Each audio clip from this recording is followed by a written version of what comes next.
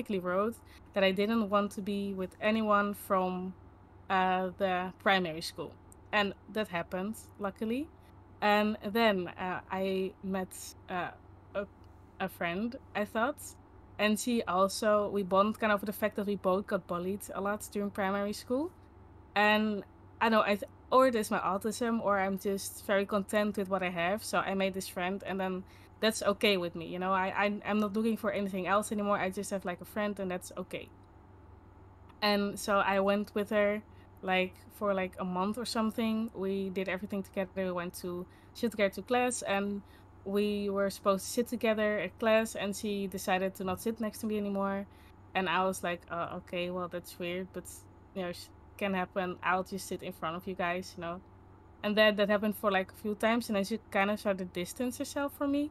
And I was like, okay, but what's happening? And then then she became just very mean towards me, because the person that she sat next to was part of like this very popular group of girls, and she wanted to be a part of that. So then she started kind of bullying me, but her bullying kind of led to this snowball effect, that then she started bullying me, then the popular boys in the class started bullying me, and then we have different layers of levels in high school. So you have MAVO, I was at MAVO, HAVO, and VWO, and then it kind of was a snowball effect, and all the boys of MAVO decided that I was supposed to be the person that was getting bullied the rest of high school.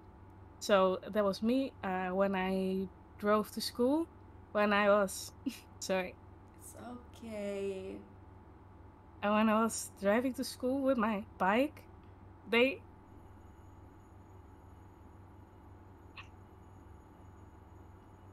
they if you go with your front wheel towards someone's back wheel, and then they sometimes can fall. That's what I had to deal with a lot of the times. Uh, so I never rode with someone else. So I was always alone driving to school, and always kind of scared that some of those boys would be behind me, and they would try to make me fall again. And that's what I had to deal with for 4 years. And also, when I got candy or something, they would gang up on me trying to take my candy. But now, because of the bullying, I grew kind of very thick skin, so I never gave them some, but they were ganging up on me. Um, and well, this kind of side effect lasted like the whole school year. Then there was some other friends, and they kind of always pressed me to do stuff that I didn't want to do. Because not bad stuff, but like they wanted me to join a sport, and I joined a sport, but I didn't like it anymore, so I quit. And they were like, "Yeah, but why don't you like it? You quit with everything and stuff like that." And then I was at once at like a breaking point. I was like, "I don't like it. Stop it!" Like in the middle of class, and everyone looked at me and laughed at me.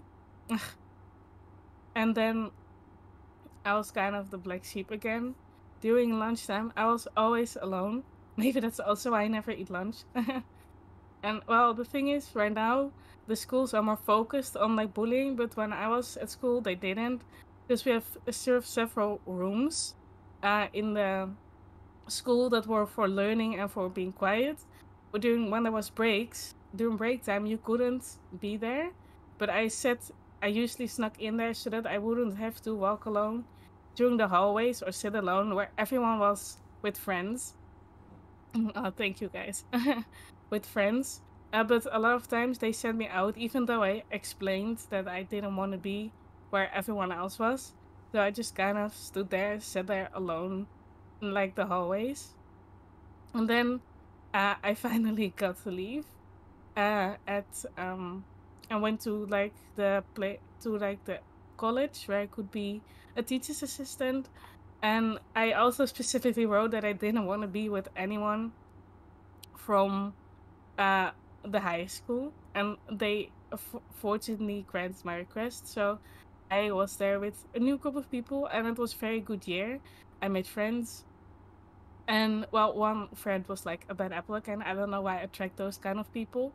And she was very with consumed with herself and her own problems. So I always had to listen to her problems, which I don't didn't care about, but I don't know why, but I always want to listen to music. So I always have like one AirPod or earphone in with music, and I can listen and do things with the other. So I always did that, and I just would react. I would give her advice, and I guess one day the advice wasn't good enough, and then she went to the boyfriend, which she was complaining about, and she made him threaten me with a knife, and I was so angry. Like this man was scared of me at some point. So the threatened me, and then she was like, yeah, well, you didn't listen to me. So okay, but then why did you let your boyfriend threaten me with a knife, you know? And he came from the part of the city that was very rampant with crime. So I was like, why? And then she was like, acted like nothing happened, and the other rest of the friend group also acted like nothing happened. So I always kind of got the feeling with all my friends that they were just there to be, yeah, not alone or something, because when something happens to me, no one actually has my back like this. Like this is something that you expect that people take a stance on, like this is not okay. But they never did. And from several instances where something happened with that girl and me, uh they never had a back. They decided to stay in the middle and not do anything and just be friendly to both of us, which I can understand. You don't want to take sides, but with something that is this severe, you why don't you say that isn't okay? So then I kind of went on by myself again, because um I rather be alone than have people that do not support me or stand by me when something like that happens. And Uh, then Sorry to interrupt. The story that you um, described now in the later half, how, like, after how many years this happened after the previous one, the primary school incident? um primary school, this is MAVO lasted for 4 years, so it was 4 years after primary school. Or you are still at school, like, Yeah, we have primary school, then we have high school where I got bullied relentlessly by like a lot of guys, and then there is college, and now I'm in university. I We have a very see. difficult school system. I'm sorry. No, it's like it, thank you for explaining about the school system, but was there any reason why they were so violent against you? Like, I think I was just I had to be just that person. Like there's always a person that's getting bullied, and it just had to be me. I think I was just an easy target.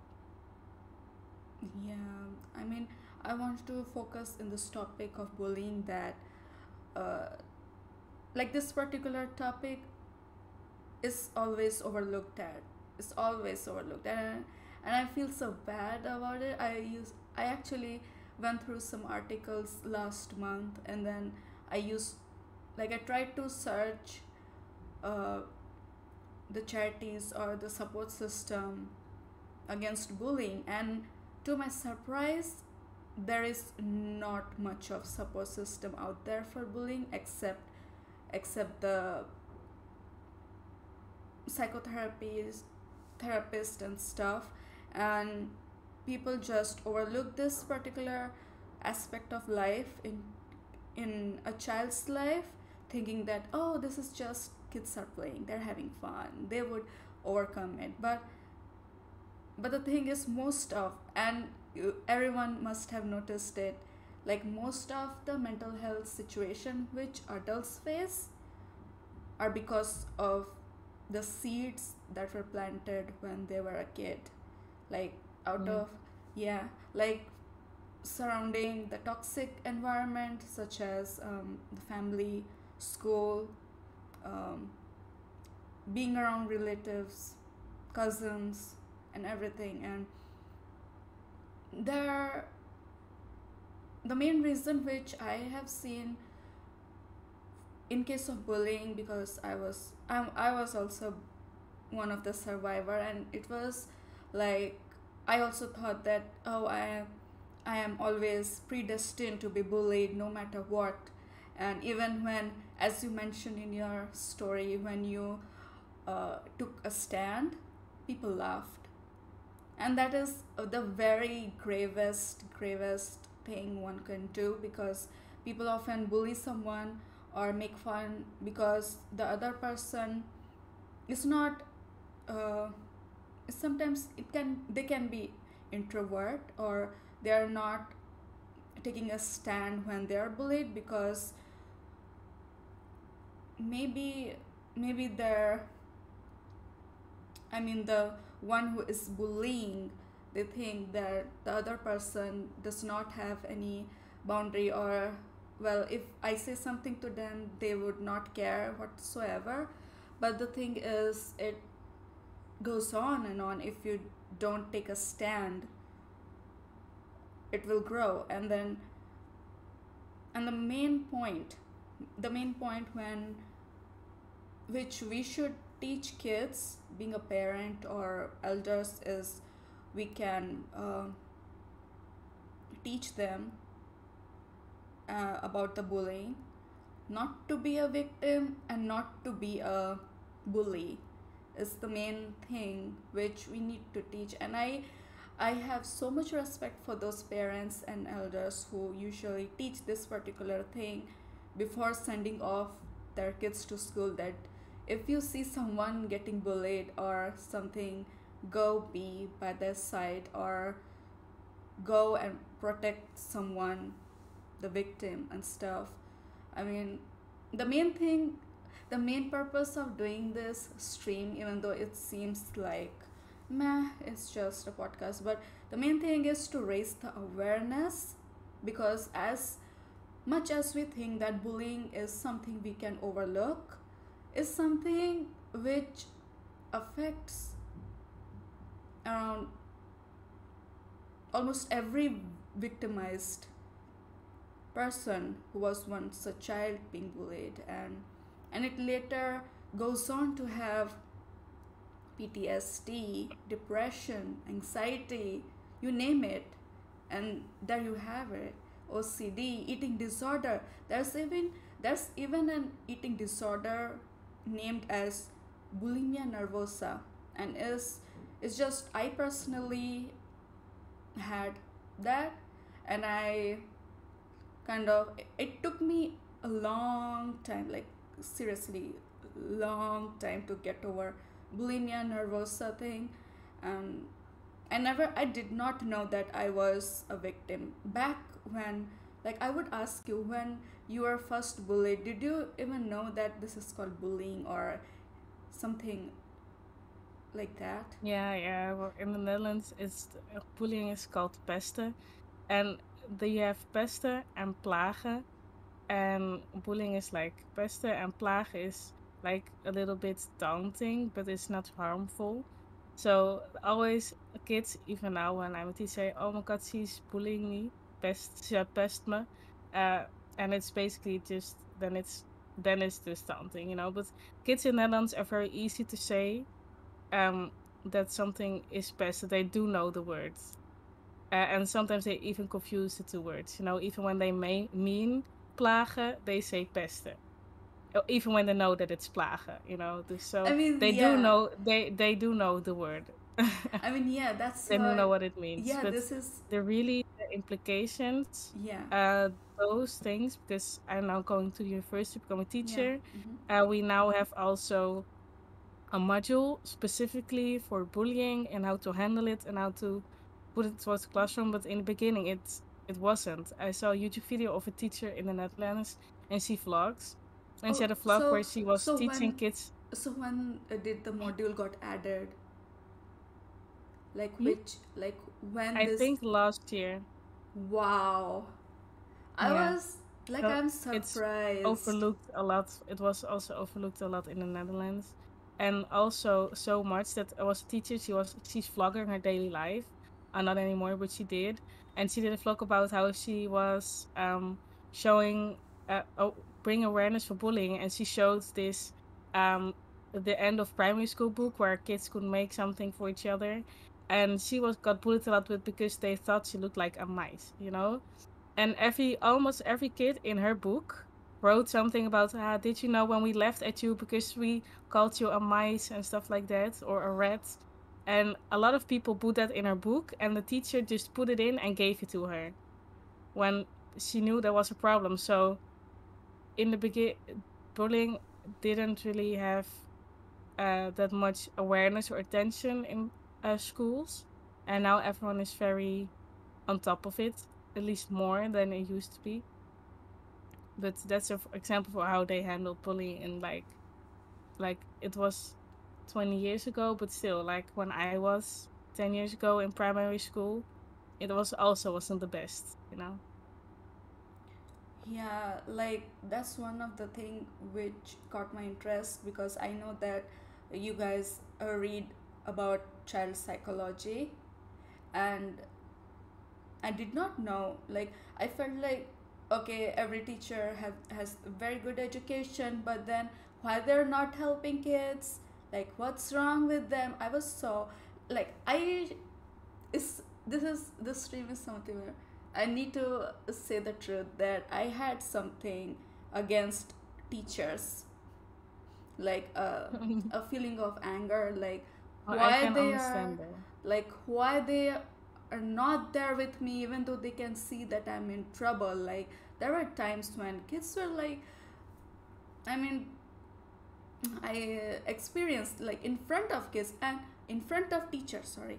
And then the teacher also got involved, used to get involved in making fun of kids. Like, what's wrong with you? And I was so much like I held this feeling of grudge against teacher and everyone. Uh, the truth is, when I was kid, we used to do like pretend play, like being a teacher or being something. I always thought that, oh, I would be a teacher, but then after the things happened, I was like, I don't know, I don't trust teachers anymore. But Yeah. but But now, that is what you create with creating yeah, such an environment. yeah.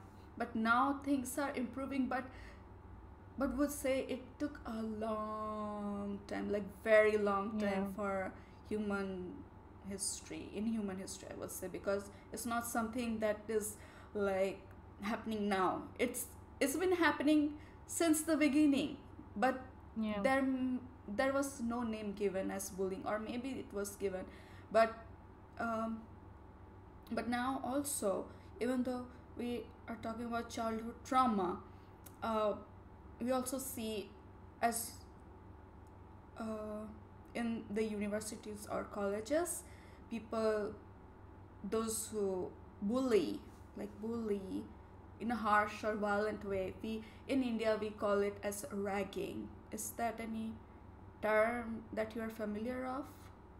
No. It's just a term, ragging, like adult bullying and stuff, but Oh, okay. I mean it's very tough. Like they do to such an extent that I've heard that most of the first year students, they commit suicide because of that, and they just have come up from their childhood or school life in a hope of getting a better future in the college and stuff, but then they need to face this gruesome thing. So, anything you want to continue your story? Yeah. Oh, sorry. Oh, yeah. Then, so I just kind of went my own way. Yeah, in college, and now I'm at university. And lo and behold, the person that kind of kicked off everything in high school now also wants to become a teacher and is at the same college as me, university as me, and she's in luckily in the other class. And I asked the principal if we could stay separate because I in my class there are some people that she knew from college, and she was telling them, "Yeah, I don't like Sarah. You shouldn't hang out with Sarah. Sarah is very annoying. I don't like Sarah. Don't be friends with Sarah." And also, she did the same thing with the person that I was riding every day with from to school with her car. with someone else, and she knew that person, and she was also telling that person, no, don't drive with Sarah anymore, you should drive with me, and all that stuff. And then later she tried to get to drive with us, and when, why would you want to drive with me and the other girl when you don't like me? And she just keeps going, and that's very weird for a teacher. Yeah. Since you don't want to divide people anymore. Like, and mind you, it's been 4 years since she last saw me. It's been 4 years and she still keeps it going. I personally, if she stopped, I wouldn't mind being in a class. Yeah. I would have just stayed, what would be more quiet than I am right now, but I could have been okay with it. But now that she just still, after 4 years and we're both 20, then you're still trying to make sure that I don't have friends, you know? And that's very weird to me. And I'm happy that I got very thick skin, but uh I just can't understand it. I That's just mean, weird. this is weird. Like, I seriously don't understand why. Like, was there? Do you think there was any personal grudge against you or Yeah, something? I don't know. I really don't know. I really don't know. She's just a very interesting person. I think in the beginning she did it to get popular. Like, she told people in high school that her mother was abusing her, which isn't the case. So I don't want to draw conclusions, but I think she just wanted attention and be interesting, so the popular people would Wait, accept so her. her mother was So she abusing her? says Her no, mother. her mother wasn't abusing her. So she told a lie against her mother? Yeah, she yes. Oh my, who does that? But see, that's the kind of person that she kind of was. I don't know if she still is, but just telling lies to stay interesting, I guess. Mm-hmm. And I've been to in the month that we were friends, we've been hanging out with her house a lot of time and mine. And she didn't have any bruise marks. There was nothing happening. It was just Like when this is it when this happened, like. this was in the first year of high school. So she was 12. Hmm. Oh, oh. So, well, is this something related to racism in this case, or? I really don't know. Well, of course, I've been called racist terms, but the most thing that I hear a lot as a black person in the Netherlands, and even though it's unprovoked, they keep always say the first thing that comes out of their mouth, if the racist thing, like they just say the N word, of course, randomly. Mm-hmm. Mm-hmm. But also when they talk to like a person and somehow it comes to the topic, the first thing they say is, "Yeah, I could never love a black person." One of my best friends at some time they said towards me, and I've said it on my stream also sometime, but my face was perfect, my body was perfect, my um personality was perfect, but they could never love me because I had a black skin color. That's That's weird. those are a lot of things, and these people just say it unprovoked, just randomly in a conversation or about like, oh yeah, why are you single? Say yeah, I don't know. Okay, what do you like for in a girl? Yeah, I don't care, but she doesn't need to be black. Stuff like that, just totally unprovoked. So that's very It's that's like weird. the race. That's kind of the racism I experienced the most in the Netherlands. I don't really experience in the way like Americans do that they get followed in stores or something, or people say go back to your own country. That I don't. But it's more like in the dating pool of stuff like that, and just people just calling random humans in like a story. Yeah, and then I saw a nigger walking around. I was like, okay, but why do you have to say the N word? And they were like, yeah, but like it was one. Okay, but do you say I saw a white person walk down the street? No. So then why did you have to tell us that a black person was Yeah. walking down the street? Yeah, like. Yeah, but then you have like a visual. Why did I need a visual? Stuff like that. That's kind of the racism in the Netherlands. So it's not really that bad, but it's also But it's you could live without it. You like. you didn't have to say it.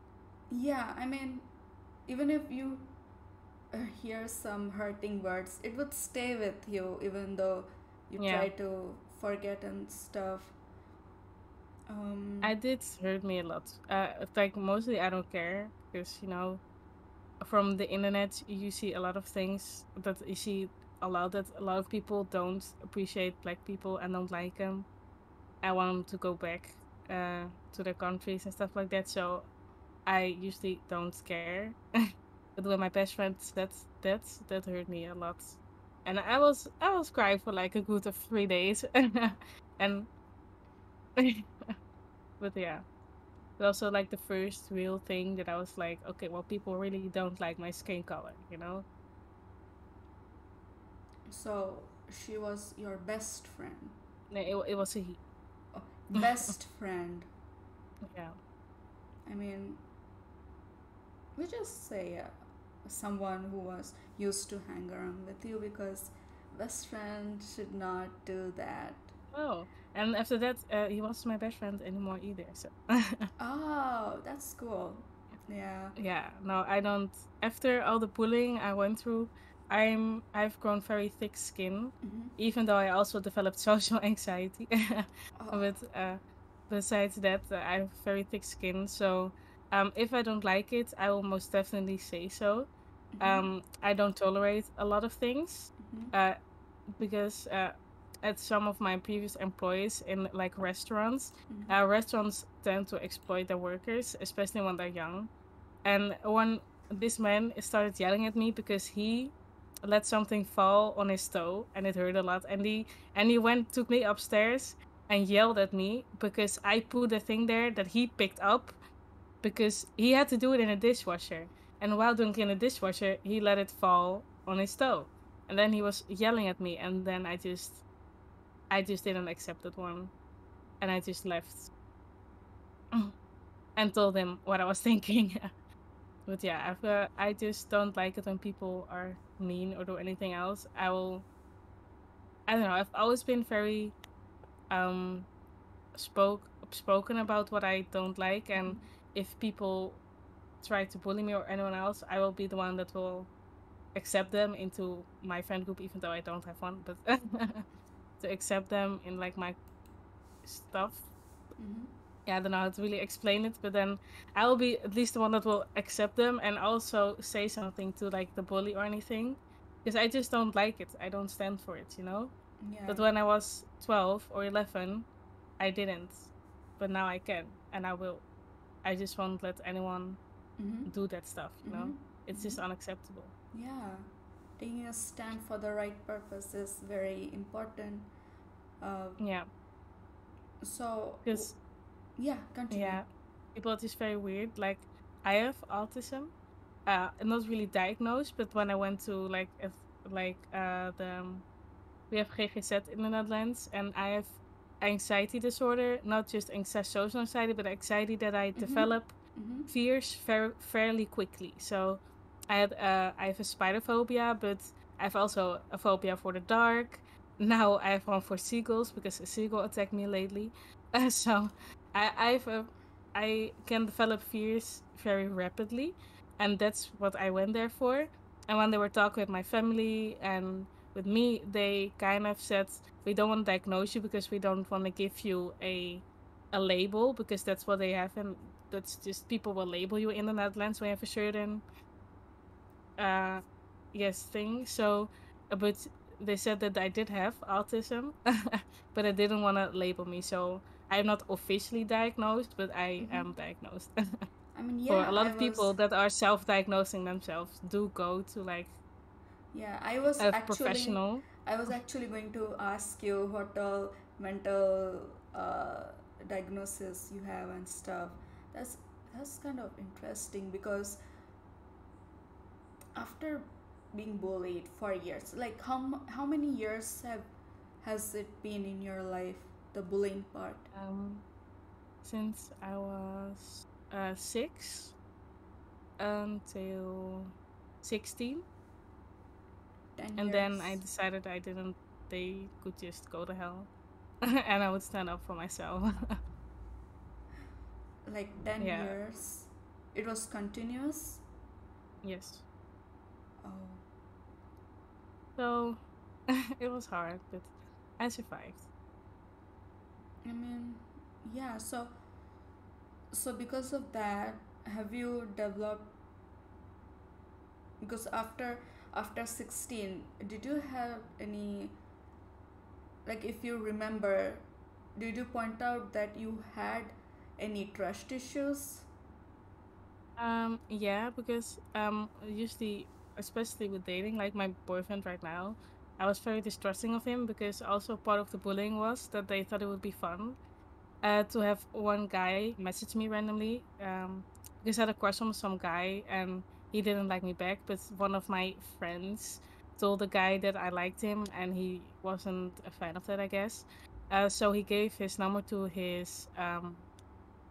his neighbor, the another boy of his age, his neighbor, and then they started messaging me, and I kind of started to like the guy, and I thought it was just an honest person because we did see each other sometimes, and we FaceTimed, and then but apparently I wasn't just texting him, I was texting him, the guy that I liked before him, and then some more friends of his, and the guy from the school that I liked. And I am not stupid, so I don't send nudes. Of course not. And so Yeah. they were trying to get nudes from me so that I could share them throughout the whole school. And of course, I didn't send it, but that's what they were trying to do. So I did have some trust issues with my current boyfriend. Always kind of like, do you really like me? Isn't this like some joke between you and your friends, you know? So I did have a lot of trust issues. I used the Snap Map a lot to check where he was, to see if he wasn't cheating on me or anything, because Mm-hmm. I was just so scared. Like, why do you like me? Like, is this not a joke between you and your friends that you're with me or anything? But no, of course, it was just my trust issues because he's like an amazing person. Um, but I did get trust issues on that side. Also, a lot of social anxiety because a lot of the time I'm just very scared to talk in big groups because Mm-hmm.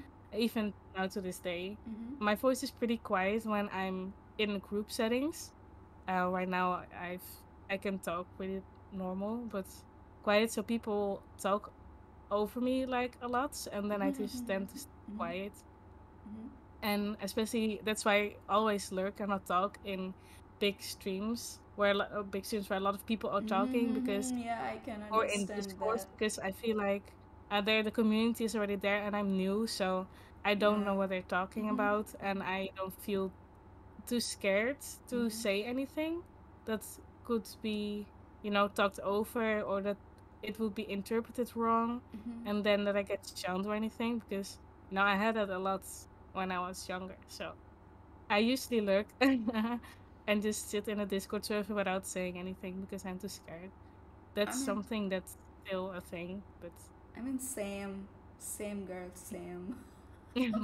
And you might yeah. have seen that I don't talk much in most of the streams and stuff, like, but it's different because I am busy here and there. But uh, can you do you have any incidents where you were going through a lot of anxiety, like any incidents related to anxiety? Mm, well, I have a fear of spiders, so every time I come in contact, it's severe anxiety. Um, but you mean like with bullying, right? And with people, Yeah, yeah, I yeah. never really had. It's not that severe that I don't want to be around people or anything. It's just that I tend to stay quiet when we're in like a friend group. My boyfriend's friend group, very okay people. But I just tend to stay quiet because I don't know. I just don't feel comfortable to talk in big groups.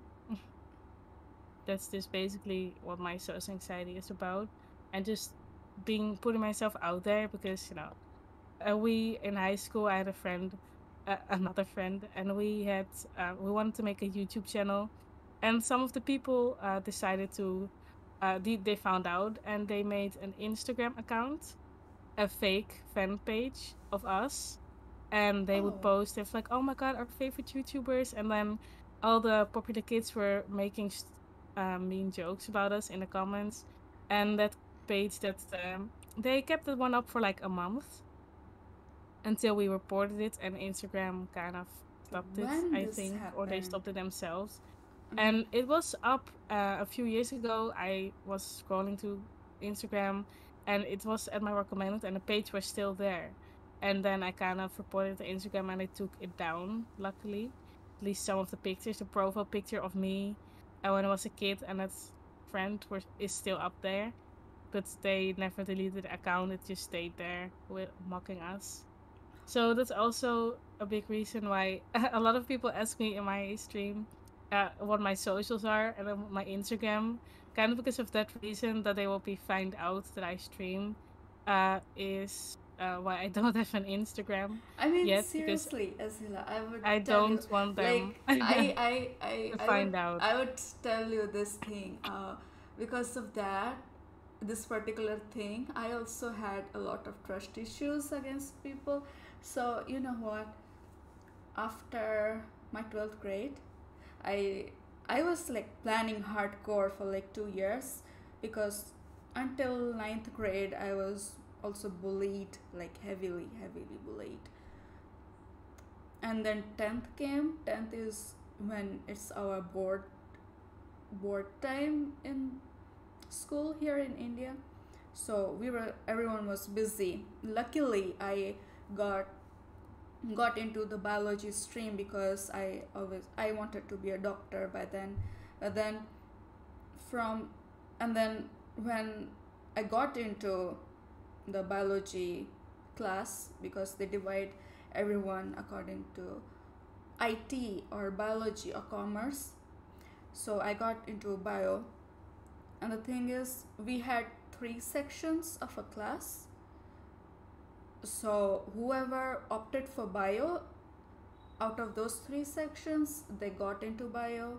Whoever opted for IT, they went into IT. So I got rid of most of my bully at during this point, because at, during this time I also got new friends whom I knew were my good friend, but we were not in the same class, because every time whenever I used to go to school, it was just for education, no friendship, because I had nothing to do with that. I knew that um, there's so much toxicity. I mean, I knew that something is going wrong with me, but later, after when I graduated from high school, I realized that, oh well, this is something, a very big issue which literally no one talks about.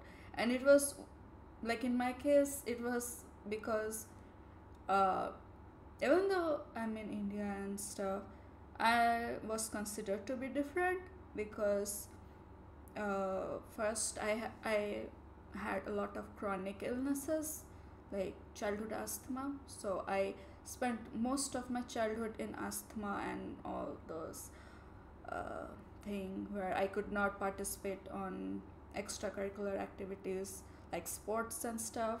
And then it's because, you would laugh, or anybody would laugh, it's because I have a natural curly hair. Like, that is so ridiculously insane. Like, someone is getting bullied for that, and then whenever I used to took stand, everybody would laugh. And till this day, like, in the last podcast, after last podcast, when I did the interview with Summer, I I texted one of my friend, like, of uni friend, I would say, because we met at uni. And then I told her that, yeah, I did interview stream in childhood, blah blah blah, about bullying. And she was like, oh, you did not used to take stand, what happened? I was like, okay, I just talked about this topic to a wrong person, even though we met in uni, even though we have been good friends. Like, our thoughts was not aligned, and I felt even worse after sharing that. And I took a long time after doing that interview stream, because I did not, like, I was just overcoming from this phase of like um, the residency exam result thingy, and then taking an interview, because I did not know that both of the days were so close, would be so close. But I had made this appointment with Summer, I cannot cancel it. But then I was such an emotional wreck, and it's been after like uh, I would say 10, 11 years. It still affected me, and I realized that, well, we should really talk about that. Actually I wanted to do I wanted to do charity stream for these kind of interview shows, but to my surprise, I could not find any organization that would support or do that for child psychology, and that kind of um, broke my heart. I would say, like, Yeah. now right now I'm saying it, and I'm getting teary, like, wow, child psychology is so important, and people don't. Yeah, that what you get, everything that you endured in your childhood, that stays with you. That's kind of what makes you into the person that you are now. Yeah. So it's very weird that people are kind of looking over it. I think only the people that are actually studying Mm-hmm. the child psychology Mm-hmm. or doing something with social work that actually has to do with children and their well-being, Mm-hmm. only they notice the importance Mm-hmm. and what kind of effect it has on their daily life. Because like I said, I am now getting confronted with a lot of things in my that I had that I had enjoyed in my youth, and now I can see that it actually has a very big impact on me. But if I didn't do this study, I would probably would have broken or something, like maybe a few years from now, not understanding why I was so sad or anything, you Mm-hmm. know? Mm-hmm. Mm-hmm. Yeah. But now that I am actually learning about these things, seeing these things, uh I understand. But I think people that don't study Yeah. our field, Yeah. they they just oblivious to it, I guess, or Mm-hmm. ignorant. Mm-hmm. Like not purposefully, but they are ignorant to like the topic.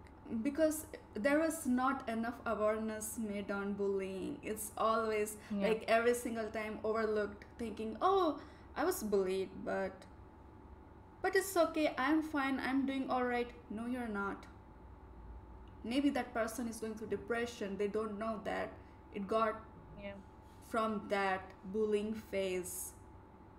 That is so, it's so absurd to think the way that uh, maybe like, I'm hoping this kind of stream raises awareness in Twitch and probably in other platforms. What I was going to say, I just forgot, because there's lots to. I mean, Yeah, there's there's a lot to lot. say about I this mean, topic. yeah, yeah. That is. Yeah. I just hope there will be more awareness for this type of thing, because even though we we are the ones that bullied, I feel like sometimes also the people that bullied also sometimes do feel with it, because I was someone in my school and he was bullied and like a lot, and he still feels very guilty towards this day because he did grow up. He did he is now also trying to become a teacher, and he got confronted with what he actually did, and he went to therapy for it because he felt very guilty, and now he's trying to be better and also trying to do it for his children in his classroom. So I feel like there should be more awareness also for like the bullies, because Yeah, yeah, at the end of the day, they if the children know what affects you as the bully later in life and as the person that got bullied, think both perspectives should be kind of talked about, because you can be the bully, but that can also affect you in a negative way later on. One of the thing which I took time to understand, like literally I took time to understand the mindset or psychology of bullies, the one who bullies other. And I took example of my own life, and I noticed that those people who try to hurt others are themselves hurt. Yeah. And since they are hurt, they they just try to I don't know, their way of venting off or something, getting away with that. Yeah. And then like it goes like a chain process. I also talked about this in last podcast. It just works about chain process. And I remember Summer talking that when she went through all of those hard things, she made sure that this chain should be broken from me. Like, she did not want to continue the way she was handled by her friends. But, and she, like, her story was so inspiring. Like, she tried her best and still doing her best, tried to help people out. And you are also doing your best to help kids out. I mean, why did you want to be wanted to be a teacher? Was I've been always very interested in psychology, so it was or psychology or become a teacher. But as teacher assistant, you also have internships, and I just love working with children. They're so nice. They're so sweet. I just love the relationship you build with these kids, and that you can help them become better mm-hmm. at certain things. And I teach. I thought first grade this year, and I was get a bit teary eyed when in the beginning they can't write, they don't know how to do math, and at the end they can. And that's just I really love that. And Seeing it's them not really because I progress. was bullied, but uh, I am um very strict on bullying. The person that I have an relationship with also is. For example, if you bully someone and and someone else is standing just next to them, they are part of it. Like Yeah, I mean, you're part of it. You condone it. So, what I don't know. What did we say again? It's trying to translate in English. It's just then you're part of it. mm-hmm. Then we always Yeah, say from okay, well, someone says, yeah, but I didn't do it, but you were a part of it, so I don't care that you didn't do anything. You were part of it, you condoned it, so now you also are getting the blame and the punishment for it. But we don't really give punishments, but more like just a stern talking to. mm-hmm. But that's usually what it is. But then they understand usually, but we are very uh against bullying, and we also put a lot of time into making sure it doesn't happen. I mean, the person who is along with someone who is hurting others is also the part of that hurt. Yeah. Like, they are not speaking up No. against the so I don't know, this would be a TMI or so. Have you gone through the topic of bullying in your psychology studies? Not yet. Not yet. Like, do you have any idea what all things they cover in that topic? Um, they have like a whole module about it, and I haven't been able to take that one yet, because the first one I did was about creating a safe environment in a classroom, and the next one I was taking was about bullying. That's going to be next year. But I did see the lesson plans and what people had to do. You have to write like an age 8-page essay about how you are going to handle bullying, how you're going to prevent it, what you're going to teach the children, and how you're going to make sure that you see the bullying in your classroom. So it is a very extensive thing. They also have to look up the protocols for bullying in the schools, and if they aren't one, they have to make one. So it is very a big module, but I think it's needed. Yeah, it's very much needed. So, as you just said about confronting the kid who was bullying, so what all steps we as an adult can take to prevent bullying happening or grow further? Like, I just want you to talk about this everything. I just think, from what I've seen, the school can take steps in making sure the environment is safe. Because the environment in the class isn't safe, then that will create a structure with like a dictator and followers, and then the people that are getting hurt. What do you mean And by the if you safe? have a safe environment, What you do you have mean by people. the safe environment in case of? With a safe environment, you have leaders, but the leaders they just kind of help the group make decisions in a safe and okay way, and then you have people who are make sure that people are safe, like the caretakers of the group. You have a few of those. Those are the people that if someone's hurt, they take care of the people, that person, and they have just the people that just do what they need to be told, need to be done, and what the leaders tell them to do, but not in like a mean way. But like if there's like a big group project and the class needs to be clean, then there's probably a leader that's like, okay, we could do this in this way. Then they're the people that are doing. If someone gets hurt during the cleaning up the classroom, then some of the caregivers will go to probably that child and be like, "Are you okay?" and go to the teacher.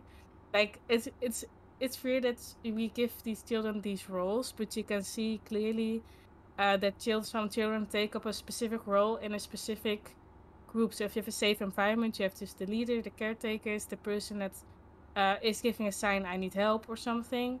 And you have like just the people who are doing what they're told.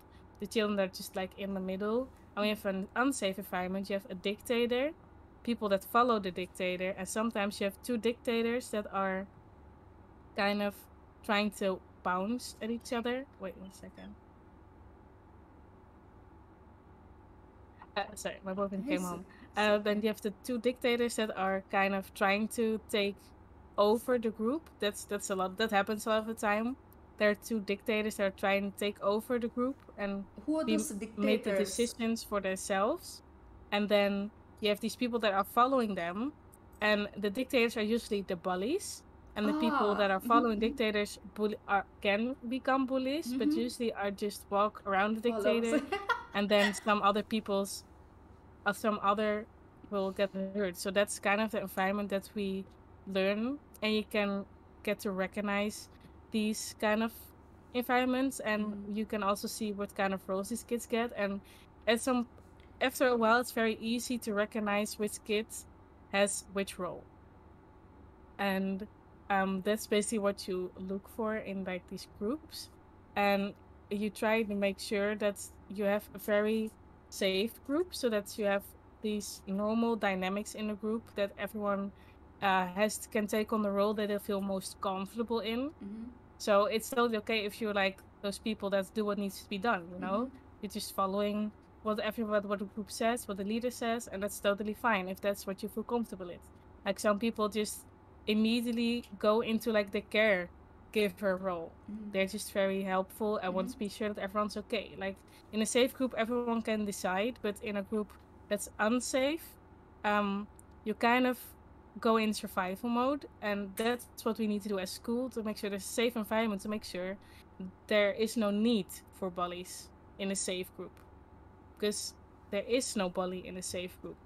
And Exactly. also the thing that's very important besides school is that the household where the child lives in, because if they're Yeah. in a very abusive household, or they're in a Mhm. household where it's always they have to be in survival mode in some kind of Yeah, way, yeah. then it's very hard for these kids to be in a safe Mm-hmm. environment Mm-hmm. and be nice towards other people Mm-hmm. when they don't know themselves. Because I did one thing about also childhood trauma was my last module, and then we knew that a lot of children, they see these examples at home about Mm-hmm. just they're just abused, Mm-hmm. the parents are yelling at them, they're not nice to them, but that's what is normal for these children. So when they go to school, they're like in this alien world where they don't know what is normal. So they will use these abusive tactics to keep their friends, or to make sure their friends stay with them, to kind of make others fear them, Mm-hmm. because they know that their parents do this and it works with their parents. So that's kind of the way for school, I how we mean, can help these kids. they do what they know, and they. Exactly. So that is normal for them. Like we are very weird for those kids that are getting abused with these awful words yelled at them or getting hit, but that's normal for them. So when they go to school, it's so weird for them that they are accepted, they're loved, that that these teachers will accept them no matter what. And that is so important, that school makes sure there's a safe environment, there's a safe group, that these caregivers can be like, hey, no, that's not okay. This is Yeah. how we do it. Mm-hmm. That the group as a whole says it. But if they come in towards an unsafe group with this dictator and people that bully, then you'll get the kind of scenario. There will be two dictators that are kind of fighting for power over the group. Uh, So I think school has like one of the biggest mm-hmm. influences on the safety of kids and, Exactly. well, getting Mm-hmm. bullied or not. Exactly. Like, wow, I'm loving talking with you because you're actually covering those topic which I had or I wanted to ask, but you're saying it before I ask. Like, I love I'm it. sorry. No, no, no. I love, like, this is very important. Like, I wanted, like, as you mentioned that the bullies, they they come from, like, we cannot say which every time, which kind of family they come from or which environment they belong to, but what if a kid doesn't know how to behave properly at all?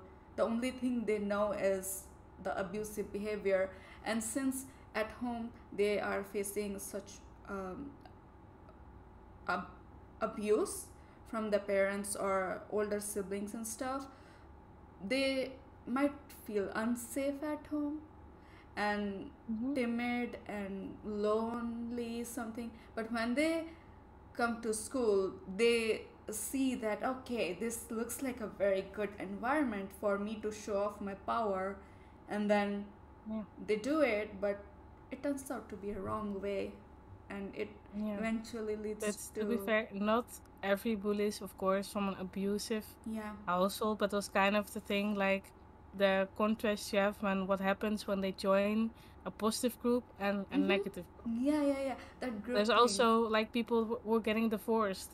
Those kids, they want attention, they want to feel loved, they Yeah. want to have a lot of friends about them, and Mm-hmm. sometimes it's just like a quirk of their personality that they just are very, they just want to have the leadership, want to have the control. Mm-hmm. So Yeah. it doesn't have to be an abusive household, but I do see a trend that when Mm-hmm. things aren't that great at home, that the child also has a hard time adjusting to things at school. And as a teacher, then that's my job Mm-hmm. to show them what is right and what is not right. But you'd be surprised how much a safe group can do for these children. Because usually the children will have their own code, their own unspoken rules, and they will let the child know what those rules are. I mean, yeah, I was also going to mention this topic on, like, in a safe environment when these uh, non-dictators or the followers of dictators, uh, if they are there in the same safe environment, they would be all right, like as if nothing has happened. But in the presence of dictatorship or uh, they they they change their way of thoughts around them. I don't know, it maybe there is some influence working on such type of kids to overpower someone who is who doesn't speak up much or who is kind of different. And most of the time kids get bullied, or anyone, even non-adult, mostly, because because the majority of people, those who bully others, they, like, you may see that there is similarities among themselves. The one who is kind of different from them will they always get victimized, like, no matter what. Yeah. And that is, and I think that being open about everything is very important in this time. uh, I mean, just before COVID, until COVID, there weren't many mental health issues coming up, but during the lockdown phase and stuff, whatever underlying mental health was there amongst people, it raised and it got superficial, and people started getting anxiety because of things like that. But one of the thing has also surfaced is anxiety because of past trauma. And you just mentioned a while ago about you not eating lunch because that thing. So do you consider it as PTSD because of the bullying stuff? Well, I also don't like bread, and in the Netherlands, the staple for lunch and breakfast is bread with cheese, and I just don't like the texture of it. I just somehow, I just can't swallow it. It's just, I just can't. I can't eat bread. Yeah. So also during high school, since I was alone, I just never really ate anything. Because also in like those places where you could study, where sometimes I snuck into, you weren't allowed to eat. So I think it's a combination of both. Just me just getting into the habit of not eating in high school, and me not liking bread. So we covered social anxiety, like having trust issues and stuff, PTSD. Um, what about depression? How did that affect because of the past? Did it did the depression affect harshly in your day-to-day life or thought Oh, process, or I haven't been diagnosed with depression, so I don't know if I have depression. But was one this I do have uh I do have a lot of burnout symptoms, because somehow I want to prove myself a lot of the time, mm-hmm, because I've never been since I just want to prove myself. mm-hmm. And then sometimes I do work so hard and try my best so hard that I kind of do too much, and then it just I'm burned out at the end, and then I can sleep for 10 hours a day. And just, it's just there. I think burnout and depression, they feel like almost like the same at some point, Mm-hmm. when you're just so burned out that you can't do anything anymore, don't want to do anything anymore. But I don't have depression or anything like that. I I mean, don't think I've allowed myself to, because I've always been very positive when I was a child. that is great. That So some is, people always sometimes ask like about if I was suicidal or anything. I've never thought about that in my whole life. I mean, I yeah. just kind of accepted it and I went on, and I Mm-hmm. just tried being positive, nice person to everyone. But I've never really been depressed about it or anything. I was sad every time something bad happened, but I never really got into a depression or anything like that. I mean, yeah, last time Summer also mentioned about there is a need to prove yourself that you are doing so good. And yeah, I know that comes from this mentality. I mean, I would say this past where you were never being recognized at all, even though you were smart. But people, for some reason, they decide to, oh, this person looks like this or is like this, they might not be smart, or we just lose hope on those people. And that's very I mean, discussion of psychology is very important about bullying, uh, or any kind of hate speeches, making fun of people, and positive environment should be very important. um, Yeah. so chat, we are we want you to ask questions. If anybody has any questions on chat, you can ask. Mhm.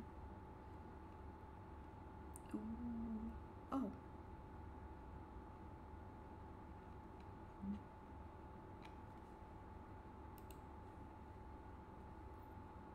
anybody has any questions? Well, Thomas, I hope you're I hope you're staying safe though. And yeah, it can be very hard when you have someone in your life. It's make it a bit difficult. I had well, my brother isn't toxic or anything, but we did when we were younger have a lot of fights that could get pretty ugly, and that's part of the reason why I kind of moved out, because when we live together, it can be a bit explosive because we're so different. I like quiet things. I can sleep when I hear some noise, then I just focus on the noise and just cannot sleep for the life of me. And he likes gaming during the night, and our rooms were together. So we did have a lot of fights. So I kind of moved out to keep the peace. And now we are luckily on very good terms, because I understand that sometimes it's very difficult, and I hope you stay safe, and that's you'll get out soon as well. Okay, we got That's it. a question from Jalford. What do you Mm-hmm. think it will take for things to change in the future? What should teachers be doing? I think, like I said, teachers should really focus on making sure that the group is a safe group, an environment where everyone can choose the role that they want to be, and not feel scared to take on a role of someone that has to walk with a dictator, or uh is like is the or has to become the dictator himself to feel safe in a group. They have to focus on the safe group aspect, and also um there needs to be more on the how the group is forming. Right now, there are a lot of new methods about that. There was another method in the Netherlands, and I didn't really like the old one because you could just accuse kids of bullying when it didn't happen. And that happened Oh, with me once. what I was was the old rule? it was there's a method with like caps. You have a black cap for the bully, red was from someone who was uh walking with them. The yellow cap was someone who was afraid to say anything and just backed off. And the white one was the savior. And there was another one, and that was the kid that got bullied. And and this was in kindergarten, like they still stayed with me. I still know, I just can just visualize it right now. I was asked to go outside of the classroom, and then I came in, and I got the bully pad on my head because some kid said that I said a mean word to him, but I never said a word. I couldn't remember saying the word. It wasn't me. But the teacher said, "Yes, you did say it. Don't say you didn't say it." I was like, in front of the whole classroom, they put the bully head on me, and we had to replay what happened. Mm-hmm. And I didn't say it. I still believe to this day I didn't say it. So that's kind of the what is not really a safe environment. But now there are more things that are focused on like the beginning stages of the group in a year, and that is divided in parts throughout the whole year, so you can have like the best way to create a safe environment Mm-hmm. for the group. Mm-hmm. And I think we need to spend more time on it, because a lot of times when some they have not enough time, they just kind of skip that lesson. But those lessons are very important for building the group, forming the group, and making sure it stays a safe group. Mm-hmm. And also, if kid comes to you, like sometimes you can, I I also be like, yeah, but that isn't that isn't really bullying, But then again, if it happens more times, you should really be on it. Like if it happens one time, like sometimes, oh my god, that kid threw sand at me. Like yeah, that happens when you're in like a sandbank. But then you do have to keep an eye on it. If it happens a second time, then it was intentional. You have to stay on it when a kid comes to you. It's okay to say, okay, well, I don't think it was that serious, but then do keep an eye on it. When a kid walks back, you can basically see on the kid's face, the one that instigated the incident, if it was an accident or not. So stay vigilant, stay always looking for things. And if a parent or a child comes to you, do take it seriously. Mm-hmm. Even if you think it might not be that serious, do take it serious, to look Mm-hmm. at it, and don't wave it off, because maybe there is something brewing that's outside of school and it just got taken into the school grounds. Mm-hmm. Mm-hmm. So I Mm-hmm. think that's what we need to do as teachers, to make sure it stays safe. I mean, I would say that everyone on chat, everyone is watching well. Maximum of people are, obviously we are child free right now, but we are future parents or future aunts, uncles, and stuff. So we need to understand this fact. And yeah, so Jalford Mhm. also asked, and fortunately, I grew up in a world before social media. How much worse has social media made bullying? Wow, it does happen like a lot more. We have posters in our school hanging around for like, would you say this in real life? No, then don't say it on the internet as well.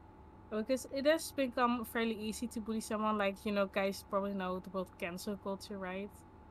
Someone does like one small thing wrong and like the whole internet gangs up on that Yeah. person. Mm-hmm. That can basically happen also in a school online. Mm-hmm.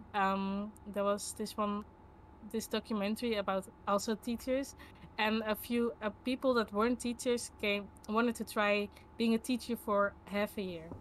Oh. And there wasn't like, and this kid, he made an account, and he turns that person into Hitler, and posted it on social media, and the whole class shared it, the whole school shared it, laughed at it, printed it out, and stuff like that.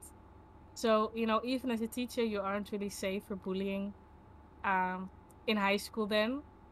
So I think it's fairly easy for kids to do. Like if they do that to a teacher, why wouldn't they do it to a kid that's getting severely bullied in real life? If they have the balls to do that for a teacher, turn them into Hitler, then why wouldn't I do it like a child? So there's probably a lot of bullying going on that we don't know that's online, and kids are too afraid to say, because a lot of times if there is really getting bullied, there is our hands as teachers are also tied, because if we do Yeah. say something, Mm-hmm. then the kids will get more bullied, because that's also Mm-hmm. what I experienced. If I say something Mm-hmm. or my parents say something, it will only get worse. So there's a very thin line that you have to walk, and I think prevention is the best method to make Mm-hmm. sure Mm-hmm. it doesn't happen. I mean, in the era And of social media, I, I would like we would like to say that yes, bullying used to happen. Like I'm from an era where there was no social media at all. I'm that old, but but then on the onset of social media, it also happened during my high school life. Like one of my junior, she it was not something about bullying, but it was something about she was not okay with one of the guy friend because he liked her but she did not. But then because of social media, he kind of shared edited nude picture of her. Like social media can yeah, multiply the bullying effect Exactly. That's what happened with me when I tried to get nudes from me. That When they is, were all mm-hmm, trying, nah, it was weird. it was so weird. No. I mean, right now, like even though when someone is sharing, like you can see it on YouTube videos or Facebook videos, if someone is sharing their intimate details, like as you shared today or something like that, there will be someone on the comments, someone. Yeah. It's so easy today to just be mean on the internet. There, an anonymous account is made in Mm-hmm. like a few seconds. I mean, we as a streamer can see in our life. Have you ever? I never really actually had someone bully me though on stream yet. I mean, Luckily, I there mean, was one yet. guy was a bit weird with like compliments, but that's about it. I Luckily, mean, fingers crossed that it doesn't I happen more. just pray that you don't get that way. But I, when I started uh, the streaming journey, like it was almost kind of 2 years ago, and I was one of the very rare co-working streamer.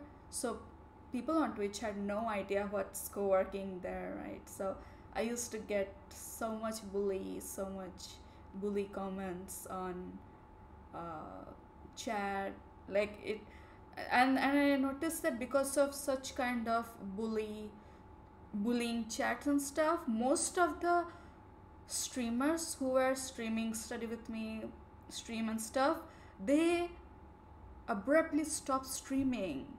Like that is, like I felt so bad because I kind of missed them, like their stream environment and vibes and stuff. They they just stopped streaming because of the bullying comments and Yeah, whatnot. Like it was so, this is not good. Like it goes on everywhere. Like I personally have, like I have discussed with other co-working streamers, everyone says that nobody has, like most of them, nobody have experienced the way I had experienced. Mine was kind of uh, most of the time it was sexual, and then whatnot. I was so uncomfortable at first because, and it took me time to readjust to the mentality. I was like I am done with my childhood bullying. Why is it happening now? And yeah, it does not matter if it happens in your childhood or your adulthood. Bullying is a bullying.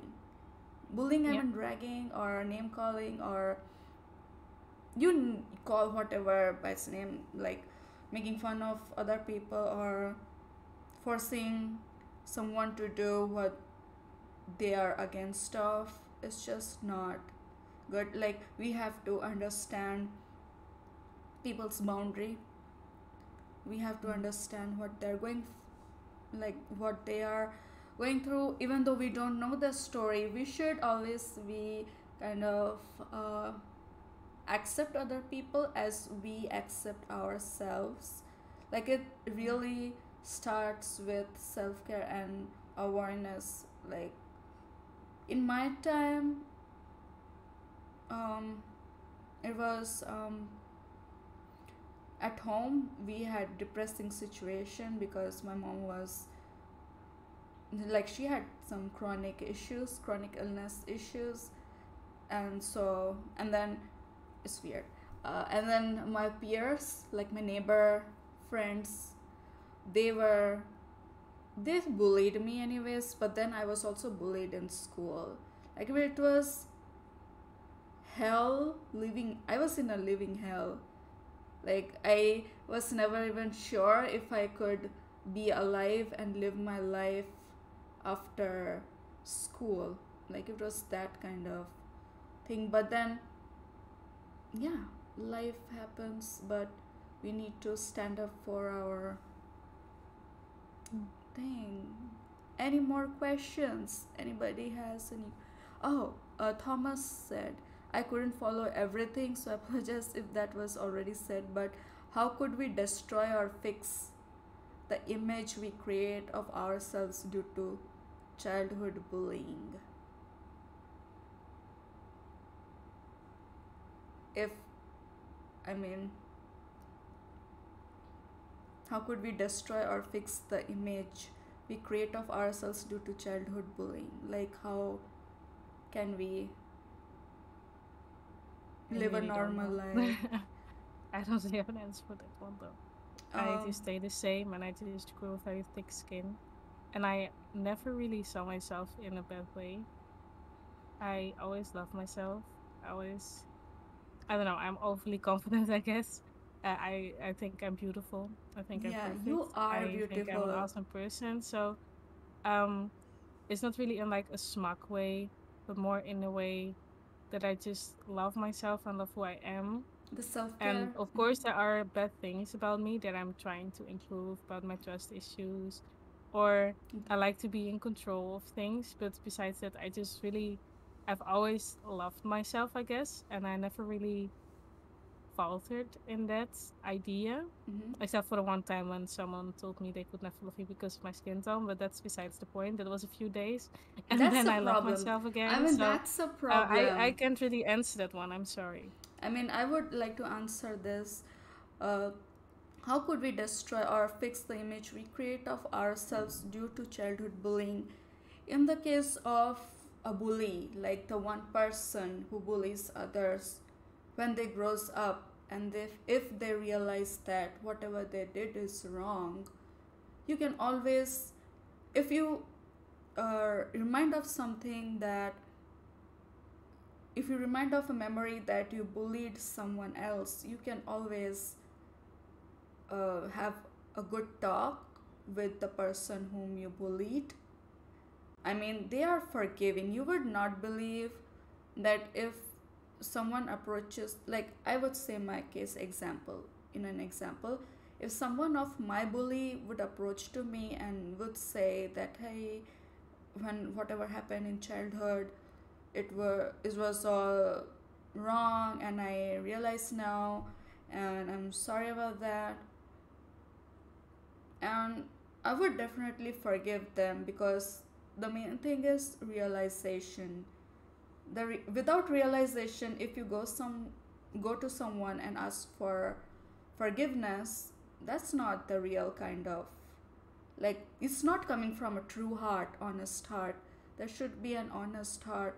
But if you were a victim and you felt like your image was destroyed, you can live a new life. Like in my case, I what I felt like my image was destroyed, like amongst other kid group, because I don't know. So I decided that, which I was going to say it earlier, but now I'm speaking that I actually made plans like heavily during my 11th and 12th grade that I would legit not have any connection or contact with my bullies or school friends. Legit, I will not have. Those who did wrong to me, I would just. Those are my past. I will never contact them. And till date, I haven't contacted them, and it's been like 9 years. No, it's been like 10 years. I haven't even talked with them, even though there were situation came that they wanted to talk with me in a friendly way, but they were not being honest. I knew that, but I never. Even though there were times when we had get together as like get together of our batch, like school batch get together thing, I refused to attend those because I was not into that. um, and I removed, I mean, I never had them in my friend list on Facebook and anywhere elsewhere. Never. I still don't care. Bless their Yeah. heart if they are doing good, if they have realized it's good for them, but I cannot thrive with that because like it's not like Mhm. if I be with them they would do the same thing. But But the thing is, if I be with them, I would get reminded of my memories, my past, Mhm. all the time, and I don't want to live in my past. So whenever people ask me, or whenever I think that, when people say that, oh, they've missed their childhood, you might have listened people talking, oh, I miss my childhood, it was so sweet, it was so good, and I'm here like, I never had a childhood. What are you even talking about? Yeah. Like Yeah. uh, I also noticed that now I can retrospect on that thing that, uh, I had I used to feel numb all the time, because how can a kid would feel good when they are being bullied from everywhere, and then you've got abusive parents. I mean, they had their own struggle. You cannot blame them, but it just it was just a mind numbing phase for me. When and because of that, because of bullying, since you mentioned the a point of fixing the image, because of bullying and the health issues, my grades were dropping, like they were dropping like anything. I used to be a good student, but then because of this thing, my grades were dropping. And then lo and behold, one time, because I was not considered as a good student for a very long time in my school, like high school and middle school, I would say, like from after 5th, 6th to 10th grade, I was also always considered below average, you guys. Like now, you might be saying, oh, she's a doctor, she might be a good student in her school life. No, I was never and ever, never. Like I one of the teacher in my 10th grade, my chemistry teacher, you know what he said? He said that you would never progress in your life. He literally said that to my face. Like, I know you would never progress in your life because you never ever have done good, or you never got a good grade. So you forget about being a doctor. You never ever cannot even be anything you want. You just gonna be jobless forever. Like, which teacher talks like that to a student? Like, I was like, what? And that kind of hit me, obviously, because he said that just before the biggest main exam which was going to happen. And it took me time to recover how, like, what should I do, like. But then, yeah, but then I when I surpassed his expectations, I never went back to that teacher. Like, why I would go? It's just, you don't live, you should not, I would say that people should not live in their past if they have they had a rough past. But this, what I mean is that we should not repeat our past. And maybe, I think this might have answered your question. Like, this was a long answer, but Stephen says, I really like what's being talked about today, and it's nice to hear other people's experiences. Was a wisdom. Yeah. A really awkward situation to be in. I admire teachers so much for situation. Yeah.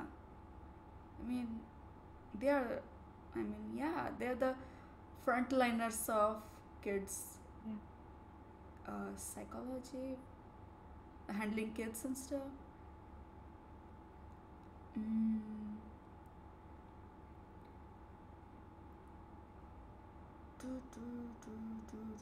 Thanks for detailed answers. I know none of this Oh, is easy to talk about either. Yeah. Stefan said, memories of getting bullied said, get better of me. Well, the only thing I can say is go to therapy. It may sound very mean, but you should go to therapy. You should not try to tackle it yourself. There's anything we could say or help you with. You really should get to do this with a professional Yeah. to get over your trauma. Mm-hmm. Yeah. Because if you do this yourself, you might scar yourself even more. I mean, yeah, you should uh, look for therapy. I mean, I'm saying that please go talk with a recognized certified psychiatrist or therapist. That would be very much helpful because of the memories of being bullied. It is like it's just stuck in a childlike mind, which is still there in our heart, and Mm-hmm. that is very sensitive to handle. um, mm, Ask a question.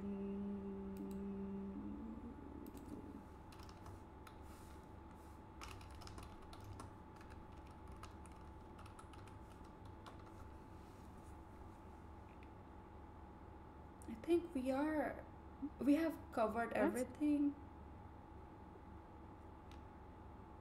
We have covered everything for today, or do you want to speak anything else as well?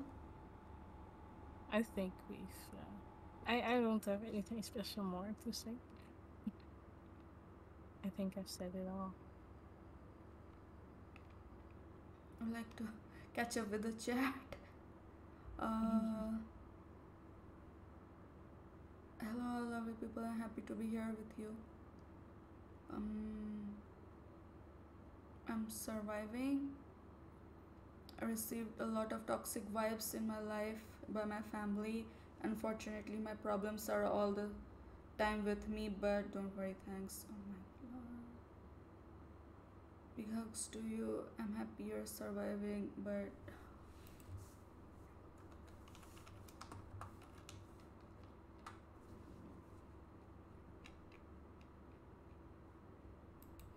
you guys are so awesome. Thank you, everyone who was here, and I would like to say that this is not our, I think this would not be our last childhood trauma discussion podcast stream, because I may or maybe doing I may be doing another stream, because another person also came forward to talk about this, and I was so blown up. Like, I never thought that I would ever get people to talk in this topic, but this is so much like bullying. The word bullying is like a tip of an iceberg, where a lot of things have been submerged underneath the topic. Like, sorry if I am little delusional and confused, and if you have already given answer, but as a young man, I have been bullied for years, and even now, even if not in physical form, I see many in life who try to override others as soon as they have more power and ascendancy. In the case of strongly asymmetrical and top down power relations, how can we avoid the establishment of mechanism of ostracizing or ridiculing what is not orthodox to the dominant will in the group? Well, it depends which surrounding you are in, and this is such a deep question. I mean, most of the people, like most of the adult men, they go through this particular thing. I mean, I would say most of the adults now as well, they go through the thing of like top down power relation and then getting bullied. if it's something related to work, like, and I have seen this kind of cases before, and if it's affecting you very much, like if it's affecting you psychologically, physically, like mentally, just leave that place of work. And in case of um, for years, I mean, i I just want to give you a big virtual hug to you, Thomas. Like, this is so distressing to even know that you had to go through this phase, but you can always, if it's difficult for you to go through, you can always go to a therapist and discuss, or psychiatrist, I mean, for the treatment and for overcoming the pain that it brings. I mean, yeah, because most of the people, like most of the victims in our society ever since, have been the introverts. Extroverts never, like, I don't want to be biased in here, but most of the introvert people, they got bullied. Because now when I think back, and I'm like, okay, when I was being bullied, why I was bullied, and then I remember that, oh, I was introvert naturally. I never used to say much, like I took everything, and I still do, without speaking up, because for some reason speaking out has been uh, I don't know, speaking out things nowadays is been called for, but back then, 15 years ago, when you speak out, people would say, come on, what's wrong with you? Like, it's not a good thing to speak out. And it also depends upon which culture or society you're coming from. Family wise, if your if anybody's family is the cause of your heartache, there must be something, some unresolved issues within the family. But yeah, that might be the case. And communication is a very important key in every kind of relations, even though we are, like, I'm saying every kind, like in friendship, like parent child, every kind of relationship, being honest and communication skill is important. And when you are being victimized repeatedly, please speak out, or reach out to someone who has the power or who is trustworthy to give you protection.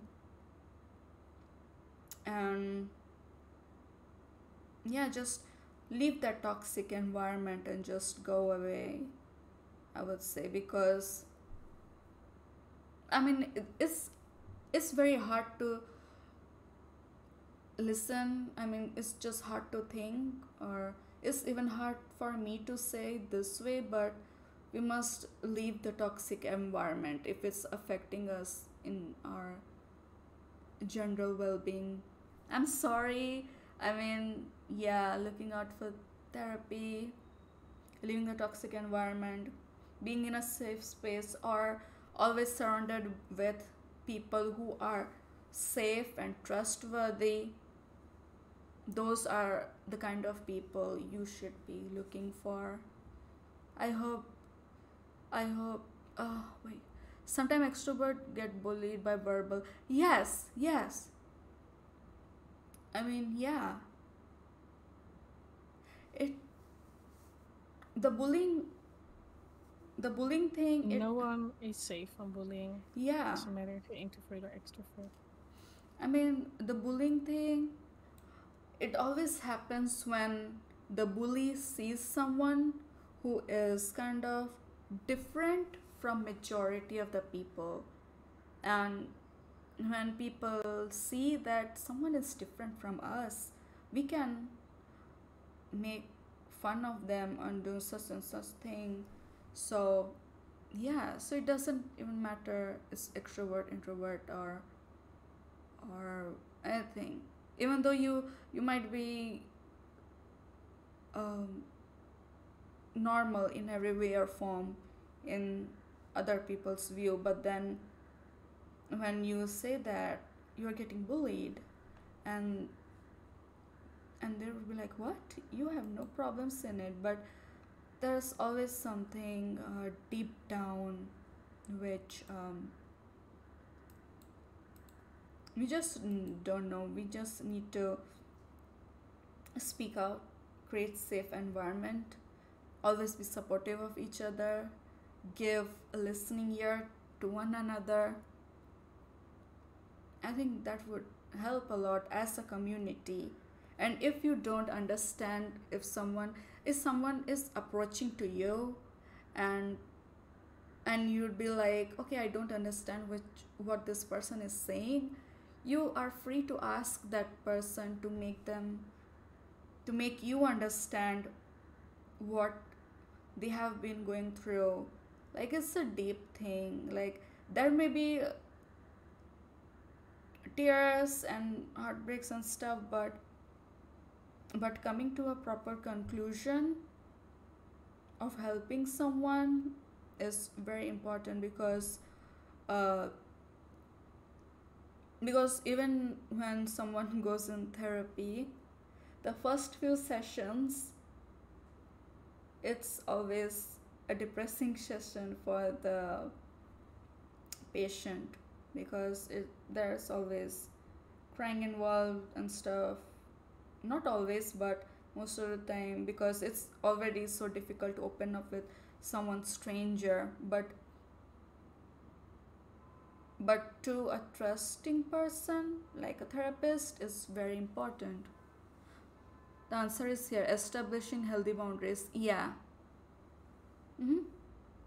Mhm. And Yep. yeah, in my previous question, I was speaking quite generally when I say dynamics of prevarication. Even if not addressed to me, I tend to react to others as well. But I would like to root this thing out at its root. I feel a lot of responsibility in not looking the other way, or responsibility of not endorsing bullying without taking sides. Oh, this is so deep. Like, yeah, like, as a community, we all are responsible for taking care of each other, Yeah. no matter whatever your field of work is, or whatever your job is. We always be present for each other.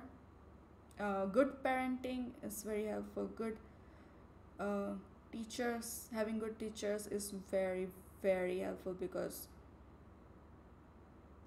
the school structure, protocols, I'm so glad that you mentioned about the protocols and stuff. Like, it was not there, not at all there when.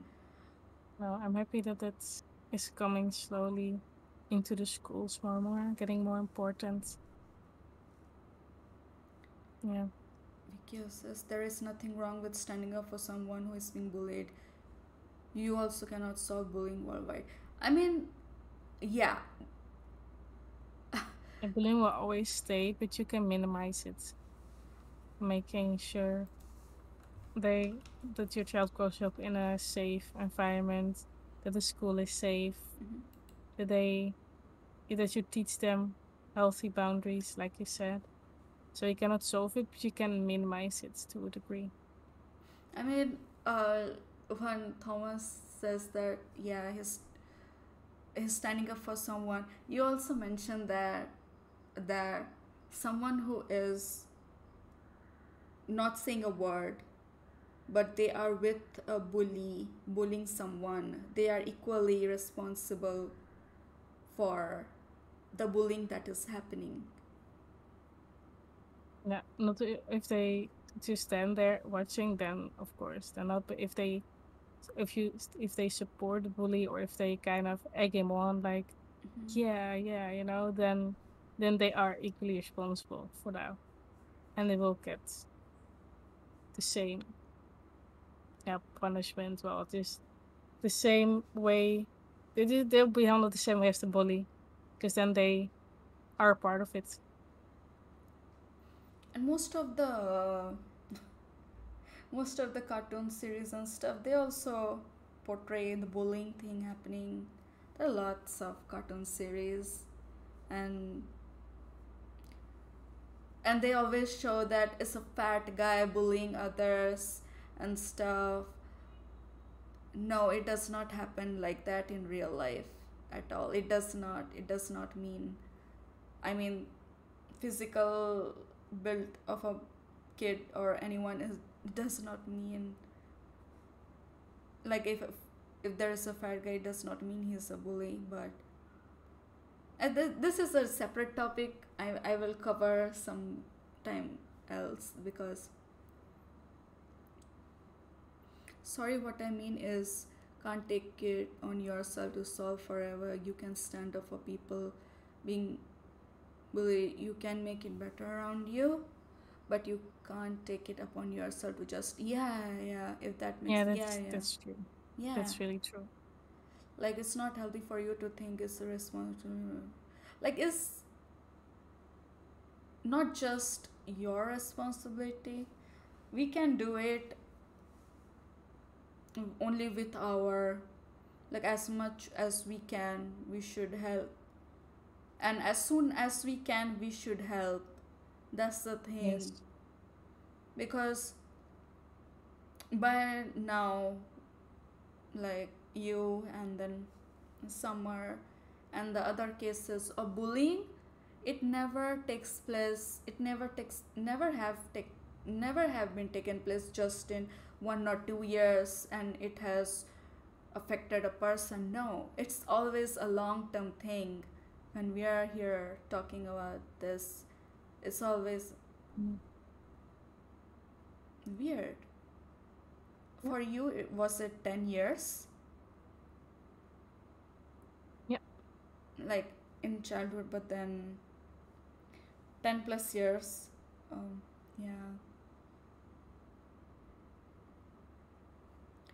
Your responsibility is to be kind and respectful. Yeah. Yes. Yeah. Exactly. Respecting the boundaries, and really treating other people as yourself. Like, how you want to be treated, you should treat others like that. It's that Yeah. simple, you guys. Like, it's that simple. Thanks for all the hug. You Mhm. guys are so sweet.